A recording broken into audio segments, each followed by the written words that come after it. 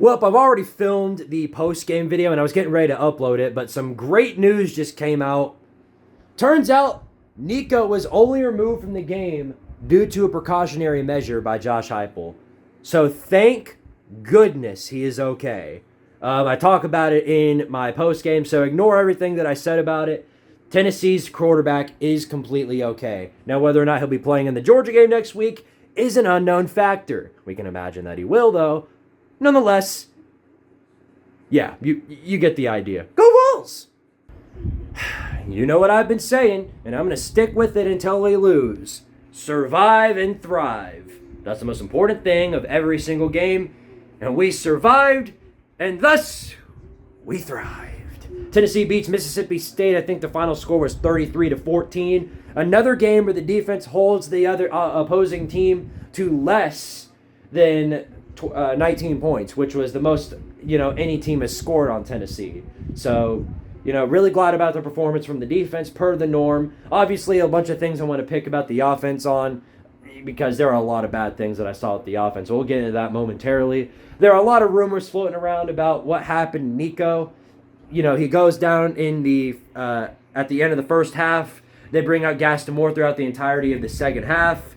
And there were a lot of floating rumors about if he's out for the year or if it's just one of those things where he's got a concussion. He'll be back next week for the matchup in Georgia. So we'll see how that, we have no idea. Obviously, I hope he's okay. But this definitely sets up an interesting conversation ahead of next week's game against Georgia. Because, well, of course, Georgia lost today. And, unlike most of the Georgia fans on here, I don't run away after a loss. Yeah, a lot of you ran away. Yeah, all these little clowns in my comment section, all the little morons on my usual live streams that I do, gone, erased. You don't find them anywhere. They're nowhere to be found. Not a trace of their existence. Luckily, there were some of you that stuck around. And to those of you Georgia fans who stuck around and showed took your crow like a man or a woman, whoever you are, shout out to you. Shout out to you for doing that. For those of you who aren't, I will find you. Probably not. I don't have the time for that. But you get the idea. Don't you run away. Especially, and then this is going to really irritate me. Say Georgia beats Tennessee next week. It's going to be the miraculous revival of the Georgia fan base. It'd be like, suddenly 100 or 200 or 5,000 brand new people have joined in on the internet. They were only gone for a week. Their week-long mental health break before they beat somebody else, and now they're finally, they're right back on the train again. Oh, yep. This team sucks. We're the worst team ever in the history of history. Speaking of which, let me name you the worst 8 teams in college football right now. Chattanooga, NC State, Kent State, Oklahoma, Florida, Alabama, Kentucky, Mississippi State. Worst 8 teams in the country, according to you naysayers. There are a lot of people running around moving the goalposts every single week. This is the worst team ever. No, this is the worst team ever. Worst team ever. Worst team ever. Worst team ever. Eventually, you're going to run out of teams to call the worst team ever. So, to that I say, boo-hoo. Boo-hoo. Better luck next week. A lot of things I want to talk about in this game, and not enough time to do it. So, we'll see how it goes. Oklahoma just lost to Missouri, by the way. So, yeah, worst team in the history of history right there. Worst team in the history of history. Oklahoma might not make a bowl game, though. They are not very good. And they're just progressively getting worse each and every week. I'll say that much. It's not good for Oklahoma at all. But, anyway, back to the Mississippi State-Tennessee game. Obviously, a lot of things I want to cover about this game. The defense, while it had its concerns, I'm getting real sick of watching these running backs torch Tennessee and go just part the defensive line like the Red Sea and go for 20, 30 yards in a carry. The score that put them up 14 points. There was another one of those scenarios where they just completely parted the Red Sea or the defensive line and just charged through it untouched into the end zone. We can't be having that, especially next week. We're going to have to shut down the run completely, force Carson Beck to pass the ball. That's the way we're going to have to win that game next week. But other than that, the defense was really good. James Pierce Jr., completely electric as always. This was a really good game by the entirety of Tennessee's team. Boo Carter, probably his best performance all season long. Dude was the absolute GOAT out there. Another great, just another great performance by the defense. Standard stuff if you know Tennessee football. And you know what else is standard? The offense and their lackluster performance. Once again, the offense completely lackluster and potato. It forced me to say an F-bomb because I was really, really sick of it.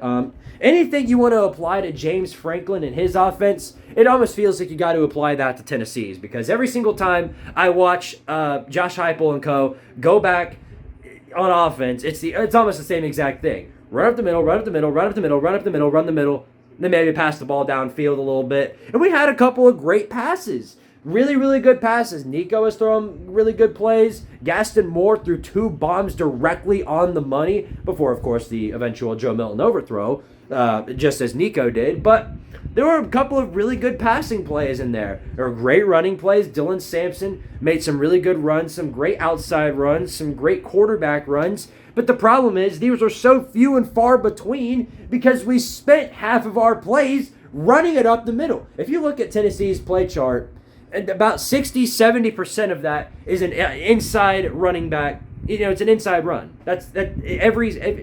There's one of those in every single down, every single drive, every set of plays.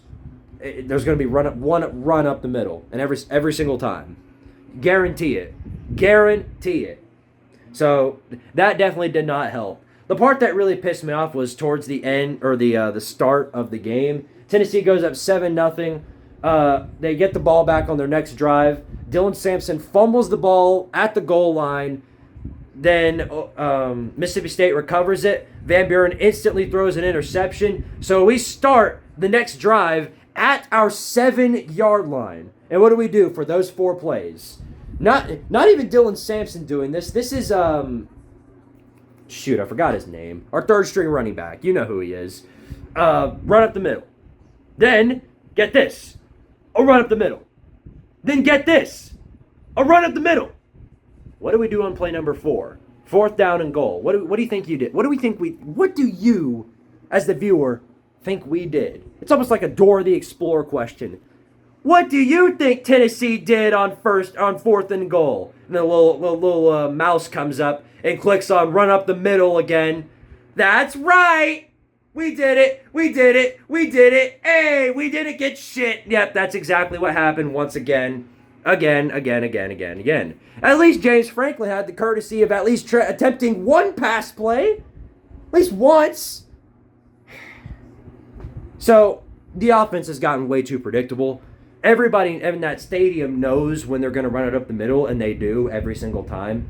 And last time we played Georgia, that was our kryptonite. Was doing the exact same thing. And eventually, even with how good our defense was playing, they eventually gave in. And while I don't think that scenario could happen here, it could definitely give Georgia the win, all things said and done. So we've got to fix this stuff. And again, I have no idea whether or not Nico is playing or whether or not he's out for the season. There's no telling, no clear details on whether or not he's out for the year. We probably won't know until, tomorrow or Monday.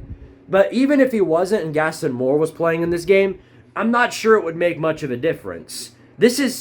While there are issues with the quarterback and the offensive line, which, again, not very good. Every single drive there was a holding or something else. Nothing out of the ordinary there. But this is a lot on play calling. A lot of it is on just the weak play calling. Now, thankfully, we're going up against a team with similar struggles on play calling. So, this is going to be an interesting game, I think, because it's 2 really good defenses battling it out with 2, minuscule, mediocre offenses. We'll see how it goes, though. All things said and done, we win, we thrive, we survive. That's all there is to it, and Tennessee survived. Well, we'll be in the top 5 next week, more than likely, with Miami and Georgia losing. So, yeah, not much I can say about that. Back to Mississippi State, though. Shout out to y'all. You put in a really good fight. Sorry about being 1-6, or no, you're 0-6 in the conference, 2-8 now. So, sorry about that, State. No, it's tough for the State fans around. Sven Kreuzberg, Mississippi State fans. Sorry about your Bulldogs, buddy. Think of it this way. You're not Florida State, and you're not Purdue. So think of it that way. There are way worse teams and way worse scenarios than Mississippi State is. There are a lot of other teams that went up and laid a big pile of doo-doo today, Right now, Virginia's up on Pittsburgh, 24-19. Looks like they're going to hold on. LSU laid a big fat egg against Alabama. You know, we already talked about Miami and Georgia. Kansas beat Iowa State. You know, there are a lot of teams that are really, really struggling right now. So, all that being said, when you look at Tennessee, it's not so bad, right? Well, yeah. Or when you look at Mississippi State, it's not even that bad either. So, yeah, take from that what you will. All right, fellas. Well, I'll see you guys in the next video as always. And until then, thank you all for watching. And as always, pound to Tardaria and go VOLS! By the way, thank you to all of you for 5,000 subscribers on Squidtard Sports. We've come a long way, haven't we? Come a really, really long way. Shout out to all of you guys for watching this channel, and shout out to all the support that you've given over here on Squidtard Sports. Y'all are great people, and I love each and every one of you. And I love my Tennessee Vols too. Sometimes they piss me off, as we all know. I only said one F-bomb in the live stream. But yeah, all things, all that aside, love my Vols. Through victory or defeat, I will always be a Tennessee Volunteer, all said and done. All right, well, until next time, I shall see you all in the College Football Chaos recap. I don't even know who's going to be Clown of the Week. This is going to take some extensive research to find out.